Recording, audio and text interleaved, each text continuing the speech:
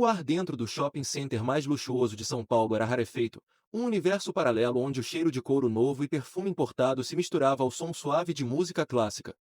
Era um templo construído para os deuses do consumo, com vitrines que brilhavam como altares e vendedores que se moviam com a reverência de sacerdotes. Naquele sábado à tarde, o lugar fervilhava com a elite da cidade, mulheres em saltos que ecoavam como sentenças no mármore polido, homens com relógios que valiam mais do que carros populares, e jovens que carregavam sacolas de grife como se fossem troféus de uma batalha vencida antes mesmo de começar. E no meio daquela opulência calculada, caminhava Lucas, um jovem de 17 anos cuja presença ali parecia um erro de digitação na narrativa perfeita do luxo. Ele não carregava sacolas.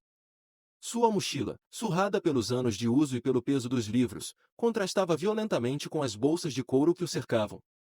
Suas roupas, limpas, mas visivelmente simples, eram um dialeto diferente na língua universal da riqueza que todos ali falavam com fluência. Lucas não estava ali para comprar. Estava apenas esperando o tempo passar antes de encontrar sua mãe, que trabalhava como gerente em uma das lojas de alta costura do andar de cima. Para ele, aquele shopping não era um paraíso, mas um labirinto de olhares. Olhares que o mediam, o categorizavam e, quase sempre, o condenavam em silêncio.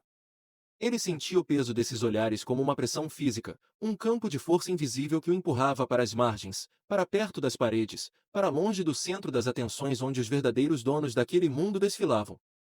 Ele caminhava com uma consciência aguda de cada movimento seu, um instinto de sobrevivência afiado por anos sendo o único rosto negro em espaços brancos e privilegiados. Ele sabia que um passo em falso, um gesto mal interpretado, poderia transformá-lo de um anônimo para um suspeito em um piscar de olhos. Era um fardo invisível, uma tensão constante que ele carregava nos ombros junto com sua mochila. Ele parou em frente à vitrine da Quantum Tech, a gigante da tecnologia cujos lançamentos paravam o país. O novo smartphone, o Quantum X, estava em exibição, flutuando em um pedestal iluminado como uma joia rara. Lucas admirava a tecnologia, não o status. Ele lia sobre engenharia de software, sobre a arquitetura dos processadores, sobre a física por trás das telas de alta definição. Ele via ali não um objeto de desejo, mas um quebra-cabeça de inovação. Ele se aproximou do vidro, os olhos fixos nos detalhes do aparelho, a mente viajando para os diagramas e esquemas que ele estudava em seu tempo livre. Distraído em seus pensamentos, ele não percebeu a mulher elegante que passou apressada ao seu lado, esbarrando levemente em seu ombro. E também não percebeu que, segundos depois, essa mesma mulher começou a gritar, um grito agudo e desesperado que cortou a harmonia do ambiente como uma faca. Meu celular! Roubaram meu celular! O Quantum X! Ele pegou! O caos foi instantâneo. A música ambiente pareceu desaparecer, substituída por um zumbido de pânico e acusação. E todos os olhares, antes dispersos, agora tinham um único alvo. Um único foco. Lucas. Antes mesmo que pudesse processar o que estava acontecendo, os dedos começaram a apontar em sua direção. A acusação da mulher, lançada no ar sem provas, materializou-se sobre ele como uma rede. Foi ele. O garoto de mochila. Eu o vi. A multidão, antes um conjunto de indivíduos, transformou-se em uma única entidade, um monstro de 1000 olhos sedento por um culpado. E Lucas, com sua pele negra, suas roupas simples e sua presença deslocada, era o culpado perfeito. A presunção de inocência era um luxo que aquele ambiente não lhe oferecia. Sua identidade foi construída em segundos, não por quem ele era, mas pelo que ele parecia ser aos olhos de uma sociedade que já tinha um roteiro pronto para jovens como ele. Do outro lado da vitrine, o verdadeiro ladrão, um homem branco de aparência comum, guardava o celular no bolso e se afastava calmamente, misturando-se à multidão que agora se concentrava em linchar o bode expiatório errado. A ironia era cruel. O verdadeiro criminoso usava a invisibilidade de sua normalidade para escapar, enquanto a visibilidade da pele de Lucas o tornava um prisioneiro. Dois seguranças, homens enormes em ternos pretos que pareciam ter sido esculpidos em rocha, moveram-se com uma velocidade brutal. Eles não perguntaram. Não investigaram. Eles agiram, impulsionados pela certeza cega do preconceito. Agarraram Lucas pelos braços com uma força que o tirou do chão. Eu não fiz nada.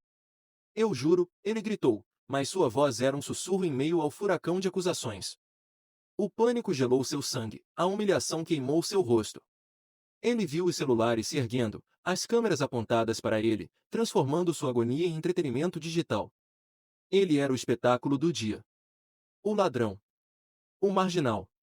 Por favor, vocês têm que acreditar em mim, ele implorou, olhando nos olhos de um dos seguranças, buscando um pingo de humanidade, mas encontrou apenas um vazio frio e profissional.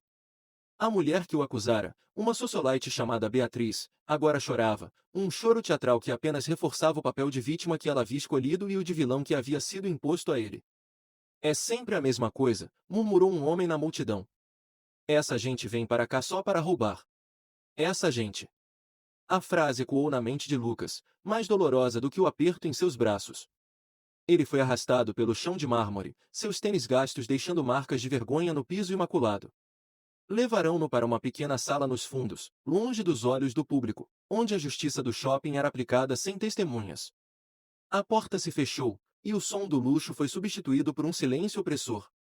Ali, sob a luz fria de uma lâmpada fluorescente, Lucas sentiu o peso do mundo desabar sobre seus ombros. Ele estava sozinho, condenado antes mesmo de ter a chance de se defender. Os seguranças o jogaram em uma cadeira de metal, o som ecoando na sala vazia. Um deles ficou na porta, braços cruzados, uma montanha de músculos e desprezo. O outro, que parecia ser o chefe da segurança, um homem chamado Silva, circulava ao seu redor como um predador. O que ele não sabia, e o que ninguém naquele shopping poderia imaginar, era que o drama estava apenas começando. Porque a verdade por trás daquele celular roubado não era sobre um simples crime. Era sobre um segredo de família, sobre uma identidade oculta e sobre um poder tão grande que, quando revelado, não apenas provaria sua inocência, mas faria com que todo aquele templo de riqueza e arrogância se curvasse diante do garoto que eles haviam acabado de humilhar. A tempestade estava formada, e ninguém ali estava preparado para a força com que ela estava prestes a desabar. A sala de segurança era um cubo de concreto sem janelas, projetado para esmagar o espírito. As paredes cinzas eram adornadas apenas por monitores que exibiam imagens granuladas de corredores vazios e praças de alimentação. O cheiro era uma mistura de desinfetante barato e medo velho. Lucas sentia o frio do metal da cadeira subir por sua espinha, mas era um frio diferente do pânico inicial. Agora, uma raiva gélida começava a tomar conta, uma fúria silenciosa contra a injustiça que se desenrolava com uma familiaridade doentia. Silva, o chefe da segurança, parou na sua frente, o rosto uma máscara de cinismo. Vamos facilitar as coisas para todo mundo, garoto, disse ele, a voz baixa e controlada, o tipo de voz que não precisa gritar para intimidar. A mulher só quer o celular dela de volta. Devolva o aparelho, e talvez a gente esqueça essa história. Sem polícia, sem confusão. A oferta era uma armadilha, uma confissão disfarçada de clemência.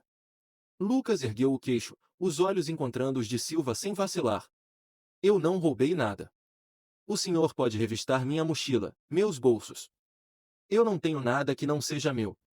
Silva soltou uma risada curta e sem humor. O teatro da inocência. Eu conheço bem. Vocês sempre dizem a mesma coisa. Onde está o celular? Passou para um comparsa? Escondeu em algum lugar? Ele se inclinou, invadindo o espaço pessoal de Lucas.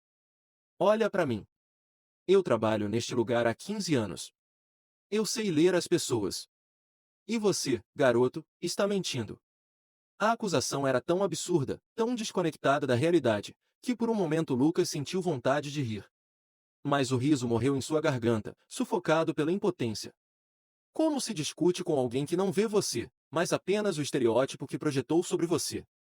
Enquanto isso, do lado de fora, sua mãe, Helena, terminava seu turno. Ela olhou para o relógio, estranhando a demora do filho.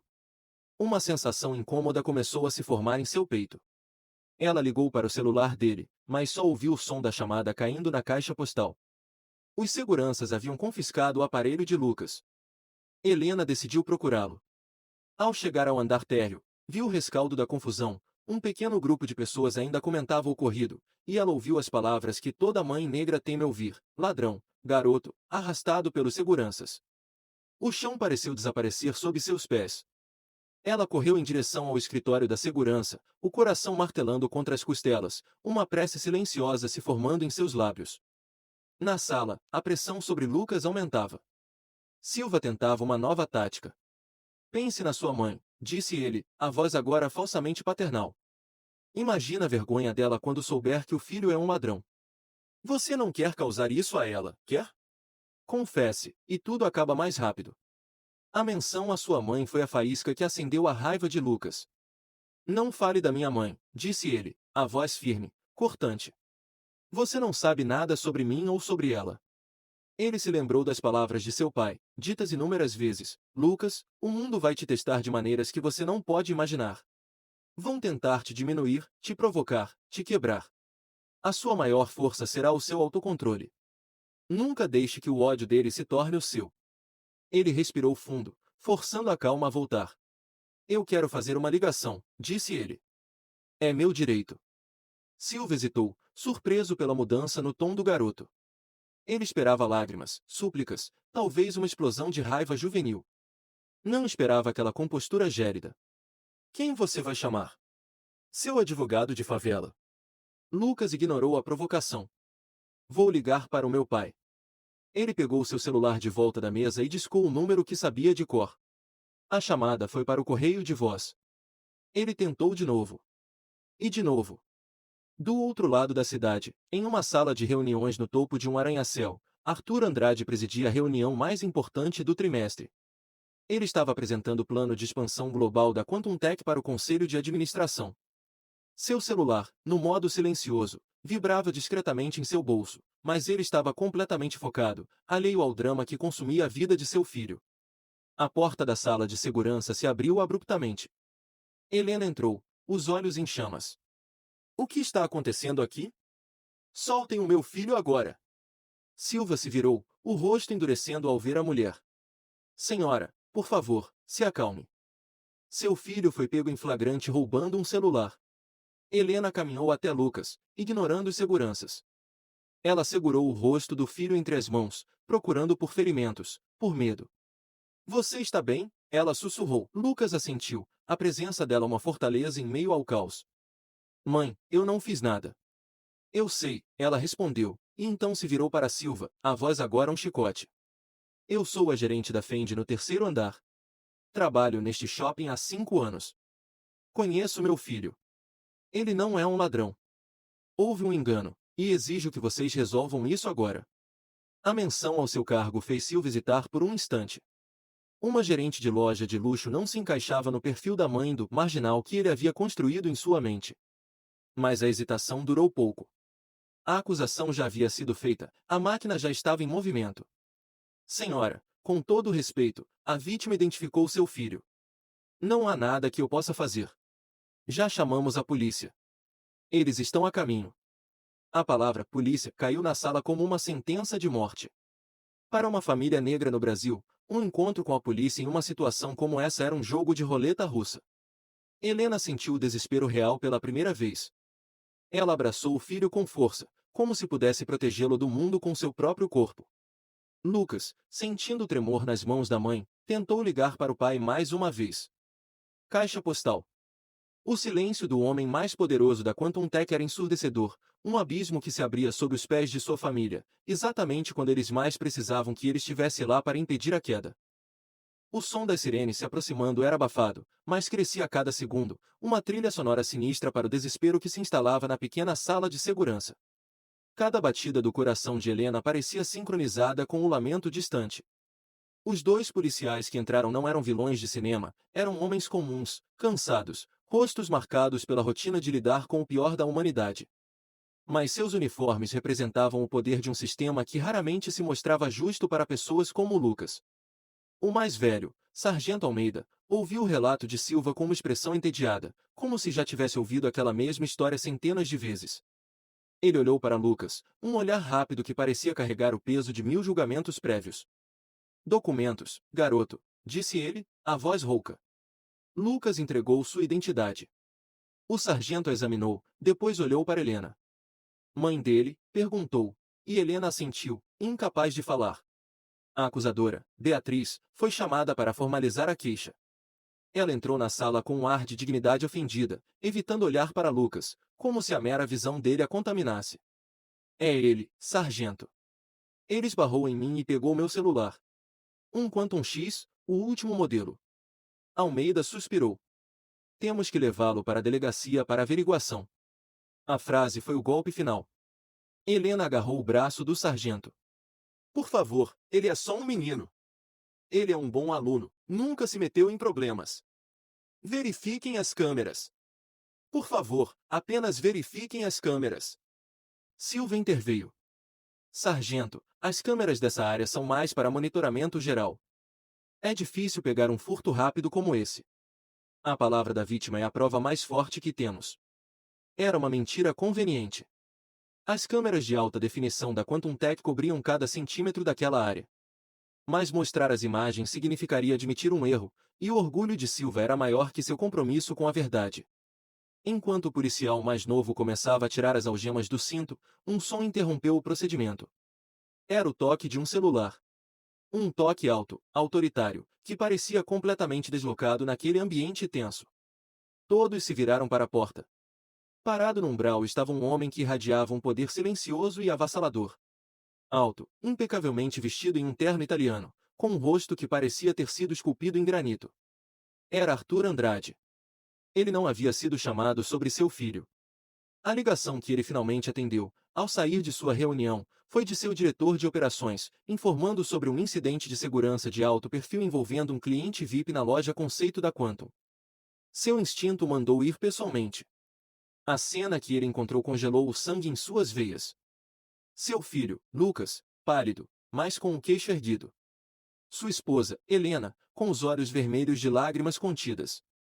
E policiais prestes a algemar seu único herdeiro. Por um instante, o CEO desapareceu, e apenas o pai permaneceu, uma fúria primordial queimando em seu peito. Mas, assim como ensinara Lucas, ele dominou a emoção. O controle era sua maior arma. A reação na sala foi uma cascata de confusão. Silva foi o primeiro a reconhecê-lo. Seu rosto perdeu toda a cor. Ele já havia visto o Sr. Andrade em reuniões corporativas, de longe. Vê-lo ali, naquela sala imunda, era como ver um deus descer do Olimpo para inspecionar o esgoto. Os policiais não o reconheceram de imediato, mas a aura de poder que ele emanava os fez parar. Sargento Almeida franziu a testa. Senhor, área restrita. O que deseja? Arthur ignorou a pergunta. Seus olhos varreram a sala, absorvendo cada detalhe, cada expressão de culpa, medo e arrogância. Seu olhar finalmente pousou em Lucas. Você está bem? Ele perguntou, a voz calma, mas carregada de uma intensidade que fez todos os outros na sala encolherem. Lucas assentiu, um alívio imenso inundando seu corpo, tão forte que quase o deixou tonto. Estou bem, pai. A palavra pai explodiu no silêncio da sala. A mandíbula de Silva caiu. Beatriz, a acusadora, piscou, tentando conectar a imagem do marginal com a do homem mais poderoso da indústria de tecnologia do país. O sargento Almeida sentiu um calafrio percorrer sua espinha. Ele havia cometido um erro. Um erro muito, muito grave. Arthur se virou para Silva. Sua voz era gelo puro. Você é o chefe da segurança? Silva engoliu em seco. Sim, senhor. Ricardo Silva, às suas ordens. Silva, Arthur repetiu o nome como se fosse algo sujo. Explique-me, em detalhes, por que meu filho está nesta sala, prestes a ser algemado. Silva começou a gaguejar, a narrativa de ladrão pego em flagrante desmoronando diante da realidade. Senhor Andrade, houve uma acusação, um furto, a senhora aqui. Arthur ergueu uma mão, silenciando-o. Ele se virou para Beatriz. Senhora. Qual é o seu nome? Beatriz. Beatriz Sampaio, ela murmurou, a arrogância evaporando, substituída por um medo crescente. Senhora Sampaio. A senhora acusa meu filho de ter roubado seu celular. Beatriz olhou de Arthur para Lucas, o cérebro em curto-circuito. Eu pensei que, ele esbarrou em mim e... Arthur se virou novamente para Silva. As câmeras. Quero ver as imagens do corredor em frente à minha loja nos últimos 10 minutos. Agora. A ordem não era um pedido. Era um decreto. Silva, tremendo, correu para o console. Senhor, como eu disse, a qualidade pode não ser. Mostre as imagens, Silva. Ou juro por tudo que é mais sagrado que você passará o resto da sua vida desejando ter mostrado. O medo finalmente superou o orgulho. Silva digitou furiosamente no teclado. A imagem de um dos monitores mudou, mostrando uma visão cristalina do corredor. Ali estava Lucas, parado, admirando a vitrine. A imagem era tão nítida que se podia ler o título do livro que se projetava de sua mochila. A gravação continuou. Beatriz passou, esbarrou nele. E então, alguns segundos depois, um outro homem, discreto, passou por trás dela, a mão movendo-se com a velocidade de uma cobra, tirando o celular de sua bolsa. O homem guardou o aparelho e se afastou, desaparecendo na multidão enquanto Beatriz começava seu show de pânico e acusações. O silêncio na sala era absoluto, quebrado apenas pelo zumbido dos computadores. A verdade estava ali, em ultra alta definição, inegável e devastadora. Cada pessoa naquela sala, o segurança, a socialite, os policiais, foram forçados a confrontar a feiura de seu próprio preconceito. Eles não haviam visto um jovem. Haviam visto um alvo. E agora, o pai do alvo havia chegado. E ele não era apenas um pai. Ele era o dono do jogo. A imagem na tela do monitor ficou congelada, mostrando o rosto anônimo do verdadeiro ladrão. Mas ninguém olhava para ele. Todos os olhos estavam em Arthur Andrade, que observava a gravação com uma calma aterrorizante. O ar na sala de segurança parecia ter se solidificado, tornando a respiração difícil. A verdade não apenas libertou Lucas, ela se tornou uma arma na mão de seu pai, e ele estava prestes a usá-la com a precisão de um cirurgião. Ele se virou lentamente, e seu primeiro alvo foi Beatriz Sampaio. Ela estava pálida, os lábios tremendo. Toda a sua postura de vítima ultrajada havia se desfeito, revelando uma mulher pequena e assustada. Senhora Sampaio, começou Arthur, a voz ainda perigosamente calma. A senhora não apenas cometeu um erro. A senhora fez uma acusação pública, incitou uma multidão, causou um trauma psicológico irreparável em um menor de idade e cometeu o crime de calúnia e difamação. Tudo isso baseado em nada. Absolutamente nada, exceto o preconceito que a senhora carrega dentro de si. Beatriz começou a chorar, desta vez de verdade. Eu sinto muito, eu não sabia, foi um engano terrível. Um engano, Arthur interrompeu, a voz subindo um decibel, o suficiente para fazê-lo estremecer. Um engano é pegar o casaco errado. O que a senhora fez foi um ato de violência. A senhora olhou para o meu filho e não viu um jovem admirando tecnologia. A senhora viu um criminoso. E por causa disso, a senhora está em uma situação legal muito delicada. Meus advogados entrarão em contato. Eles vão explicar em detalhes o quão terrível este engano foi para a senhora. O pânico nos olhos de Beatriz era evidente. Sua reputação, seu status social, tudo aquilo que ela valorizava, estava prestes a ser pulverizado. Ela havia mexido com a família errada. Em seguida, Arthur se voltou para o sargento Almeida. O policial, um veterano de 20 anos de rua, sentiu-se como um recruta. Sargento. Seu trabalho, se não me engano, é servir e proteger. Investigar antes de acusar. O senhor falhou em todos os aspectos. O senhor aceitou a palavra de uma civil em pânico contra um jovem negro sem sequer considerar a possibilidade mais básica, verificar as provas. O senhor estava prestes a levar um inocente para uma delegacia, um lugar de onde, para jovens como ele, muitas vezes não há volta. O senhor entende a gravidade do que quase fez. Almeida, um homem que não se curvava a ninguém, baixou os olhos. Sim, senhor. Foi um erro de procedimento. Peço desculpas. Sua desculpa não é para mim, sargento. É para o garoto cuja vida o senhor quase destruiu. Arthur não ameaçou o policial. Ele não precisava. A mensagem era clara. O poder dele ia muito além daquele shopping. Chegava aos corredores da política, aos gabinetes de onde saíam as ordens. Aquele sargento jamais esqueceria aquele dia. E finalmente, Arthur se concentrou em Ricardo Silva. O chefe da segurança estava suando frio, a camisa colada ao corpo. Ele era o epicentro da fúria de Arthur. Silva, disse Arthur, caminhando lentamente até ele. Você não é apenas um incompetente. Você é um perigo. Você mentiu sobre a qualidade das câmeras. Você tentou intimidar e coagir uma confissão de um menor. Você abusou da sua autoridade de uma forma vil e covarde. Você não é um segurança. Você é um valentão com um uniforme. Silva tentou falar. Senhor Andrade, eu estava apenas seguindo o protocolo. O protocolo, Arthur explodiu, a calma finalmente se quebrando, a voz um trovão na pequena sala. Seu protocolo é o racismo. Seu protocolo é a preguiça. Seu protocolo é a humilhação. Você está demitido. Não apenas deste shopping. Vou fazer uma ligação para a empresa de segurança que o emprega e garantir que você nunca mais trabalhe em um cargo de confiança em qualquer estabelecimento do país. Vou usar todo o meu poder, toda a minha influência, para garantir que sua carreira como protetor de qualquer coisa termine hoje. Limpe sua mesa. Saia do meu prédio. A sentença foi final, irrevogável. A carreira de 15 anos de Silva havia sido desmantelada em menos de 30 segundos. Ele olhou para Arthur com uma mistura de ódio e terror, mas não disse nada.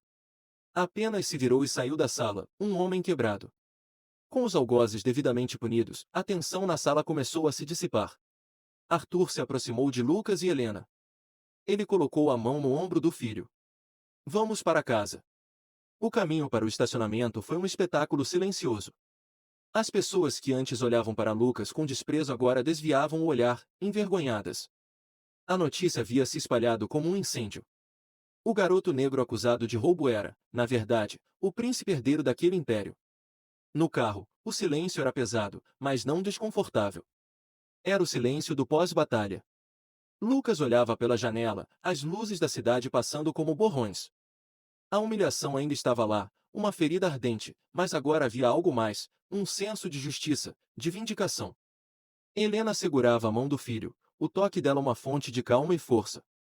Arthur dirigia, o rosto ainda uma máscara de controle, mas Lucas podia ver a tensão em seus ombros.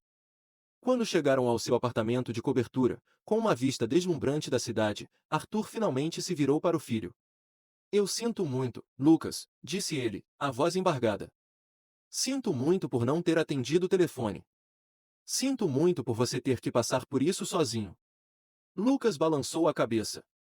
Não foi culpa sua, pai. E eu não estava sozinho. A mãe chegou. Arthur olhou para Helena, um olhar de profundo respeito e amor. Depois, voltou-se para Lucas. Estou orgulhoso de você. Da maneira como você se comportou. Você manteve a calma, manteve sua dignidade. Você foi mais forte do que todos eles. Naquela mesma noite, Arthur fez algo que mudaria tudo. Ele não deixou a história morrer nos corredores do shopping. Ele a tornou pública. Convocou uma coletiva de imprensa para a manhã seguinte. A mídia já estava empolvorosa com os rumores. O que ele estava prestes a fazer não era apenas para defender seu filho. Era para declarar guerra. Ele ia usar o incidente não como um escudo para proteger sua família, mas como uma lança para atacar o monstro do racismo que quase devorou seu filho. Ele percebeu que seu poder e sua riqueza eram inúteis se não pudessem proteger a única coisa que realmente importava. E, mais do que isso, ele percebeu que tinha a obrigação de usar esse poder para proteger todos os outros Lucas que não tinham um pai bilionário para salvá-los. A vingança estava completa, mas a verdadeira batalha estava apenas começando. A coletiva de imprensa na manhã seguinte não foi realizada na sede da Quantum Tech, mas em um centro comunitário na periferia de São Paulo. A escolha do local era uma declaração por si só. Arthur Andrade não estava falando como um CEO de seu trono de vidro, ele estava falando como um cidadão, no coração da comunidade que mais sofria com o tipo de injustiça que sua família havia enfrentado. As câmeras de todas as grandes redes de notícias estavam lá, os jornalistas se acotovelando para conseguir o melhor ângulo. Ao lado de Arthur no palco estavam Helena e Lucas. Lucas não parecia um adolescente assustado. Havia uma nova maturidade em seu olhar, uma gravidade forjada no fogo da humilhação. Ele usava um terno, assim como seu pai, mas era a sua presença, não a roupa, que impunha respeito. Arthur se aproximou do pódio, e um silêncio caiu sobre a sala. Ele não leu um comunicado. Ele falou com o coração. Ontem, meu filho foi vítima de um crime, começou ele, a voz firme. Mas o crime não foi roubo. O crime foi o racismo. Ele foi julgado, condenado e quase sentenciado não por suas ações, mas pela cor de sua pele. O que aconteceu com Lucas não é um incidente isolado. É um sintoma de uma doença que corrói a alma do nosso país. A única diferença entre a história do meu filho e a de milhares de outros jovens negros é que eu estava lá para impedir o pior. A maioria deles não tem essa sorte. Ele fez uma pausa, o peso de suas palavras pairando no ar. Meu dinheiro e meu poder me permitiram expor a verdade e exigir justiça. Mas a justiça não pode ser um privilégio dos ricos. A dignidade não pode ser um item de luxo. A partir de hoje, a Quantum Tech e a minha família se dedicarão a mudar isso. Foi então que ele fez o anúncio que chocou o país. Estou doando 500 milhões de reais do meu patrimônio pessoal para criar a Fundação Andrade pela Igualdade. Esta fundação terá um único objetivo: Combater o racismo estrutural no Brasil através da educação, da assistência jurídica e de programas de capacitação para jovens negros. Vamos financiar os melhores advogados para defender gratuitamente jovens acusados injustamente. Vamos criar bolsas de estudo nas melhores universidades. Vamos investir em empresas criadas por empreendedores negros. Vamos lutar. Ele então se virou e colocou a mão no ombro de Lucas. E meu filho, Lucas, que sofreu a injustiça na pele, estará no conselho desta fundação, para garantir que nunca percamos de vista o nosso propósito. A sala explodiu em aplausos e flashes de câmeras. A história deixou de ser sobre um escândalo em um shopping e se tornou um marco na luta por direitos civis no Brasil. Nos meses que se seguiram, a mudança foi real e palpável. A Fundação Andrade se tornou uma força a ser reconhecida. Casos como o de Lucas começaram a ter um desfecho diferente. A história dele deu coragem a outras vítimas para denunciarem, e a Fundação lhes deu as ferramentas para lutar. Lucas se transformou. Ele não era mais apenas o herdeiro de um império tecnológico. Ele se tornou uma voz para a sua geração. Ele começou a visitar escolas em comunidades carentes, não como filho de um bilionário, mas como um deles, alguém que entendia sua dor e sua luta. Ele falava sobre tecnologia, mas também sobre identidade, sobre resiliência, sobre como transformar a dor em poder. Ele descobriu que sua paixão por engenharia e sua experiência com a injustiça não eram coisas separadas. Ele começou a desenvolver projetos dentro da Quantum Tech para criar tecnologias inclusivas, como sistemas de reconhecimento facial que não tivessem viés racial, e aplicativos para conectar pessoas a advogados de direitos civis. A relação entre ele e seu pai se aprofundou. Eles não falavam apenas sobre negócios, falavam sobre propósito. Arthur via no filho não apenas um sucessor, mas um líder com uma visão mais humana e justa do que a sua jamais fora. Ele percebeu que, ao tentar salvar seu filho, Lucas é que o havia salvado de uma vida de riqueza vazia. Um ano depois daquele dia fatídico no shopping, Arthur e Lucas estavam na cobertura, olhando para a cidade iluminada abaixo. O shopping, com suas luzes brilhantes, era apenas um ponto entre muitos. Você se lembra daquele dia? Perguntou Arthur suavemente. Lucas sorriu, um sorriso sem amargura. Como eu poderia esquecer? Foi o pior e o melhor dia da minha vida. O melhor? Arthur perguntou, surpreso. Sim, disse Lucas, o olhar fixo no horizonte. Porque foi o dia em que eu deixei de ser invisível. E foi o dia em que descobri para que servia a minha voz. A cicatriz ainda está aqui, ele disse, tocando o peito. Mas as cicatrizes nos lembram que sobrevivemos. E que temos a responsabilidade de lutar por aqueles que ainda estão feridos. Arthur colocou o braço em volta dos ombros do filho, um gesto de imenso orgulho e amor. Ele havia construído um império de tecnologia, mas seu verdadeiro legado estava ali, ao seu lado. Um jovem que havia sido confundido com um ladrão, mas que, na verdade, estava destinado a ser um construtor. Um construtor de pontes, de oportunidades, de um futuro onde a cor da pele de um garoto não determinaria seu valor, mas sim o conteúdo de seu caráter e o tamanho de seus sonhos. A injustiça havia plantado uma semente de dor, mas dela, a família Andrade estava colhendo uma floresta de esperança. E essa era uma história que nenhuma câmera de segurança poderia capturar, mas que ficaria gravada para sempre no coração de uma nação.